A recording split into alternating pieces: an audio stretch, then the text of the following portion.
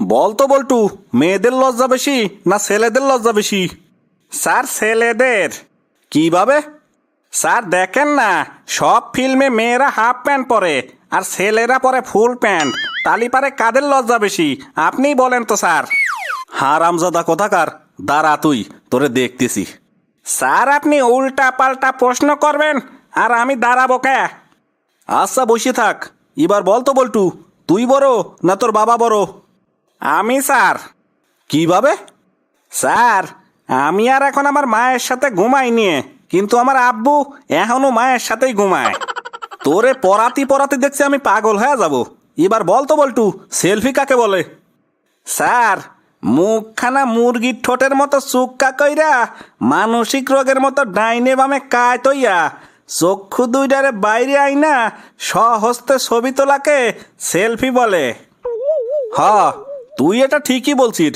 আচ্ছা বল তো, যেভাবে চারিদিকে মশা বাড়তেছে, বল তো দেখি মশা কিভাবে মারা যায়?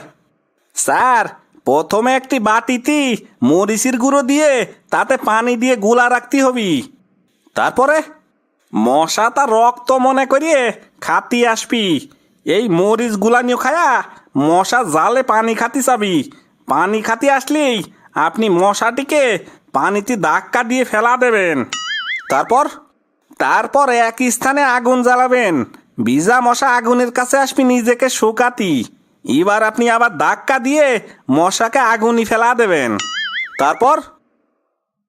তারপর যে হাসপাতালে মশাটি ভর্তি হয়েছে সেইখানে যাবেন।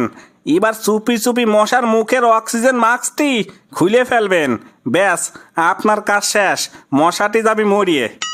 কে রে বল্টু, এত বুদ্ধি নিয়ে তুই কিভাবে ঘুমাস? এইভাবে পড়ালেখা ফাঁকি দিলি তো এসএসসি পরীক্ষাতে ফেল করবি রে। স্যার বাবা বলছে এবার পাশ করলেও গাড়ি কিনে দিবি আর ফেল করলেও গাড়ি কিনে দিবি। পাশ করলি কি গাড়ি আর ফেল করলি কি গাড়ি দিবি? পাশ করলে দিবি মোটর সাইকেল আর ফেল করলি অটো রিক্সা কিনে দিবি। তালিপারে তুই কি করবি? তালিপারে আমি ফেল করব। কে? স্যার মোটর সাইকেলে একটা মেয়ে নিয়ে ঘুরতে পারবো আর অটো রিক্সায় 8টা মেয়ে নিয়ে ঘুরতে পারবো। তুই আসলেই একটা জিনিস। ইদানিং তুই জ্ঞানী লোকদের মতো কথাবার্তা বলতেছিস বল্টু। তা আমার একটা প্রশ্নের উত্তর দে দেখি। বলেন স্যার, চেষ্টা করে দেখি। এমন একটা সমস্যার কথা বলতো যা করলেও বিপদ, না করলেও বিপদ। স্যার লুঙ্গিতে আগুন লাগা। কি মানে ঠিক বুঝতে পারলাম না। স্যার লুঙ্গিতে আগুন লাগলি লুঙ্গি খুললেও বিপদ, না খুললেও বিপদ। এই ফাইজলেমি করিস আমার সাথে? বিশ্বাস না করলি আপনার লুঙ্গিতে আগুন লাগায় দেখেন স্যার। আমি তোকে এইভাবে প্রতিদিন পড়ালি, লুঙ্গিতি না আমার মাথায় আগুন লাগাতে হবি। আমি আর তোরে পড়াতে পারবো না, আমি গেলাম। আল্লাহ হাফেজ স্যার, ভালো থাকবেন।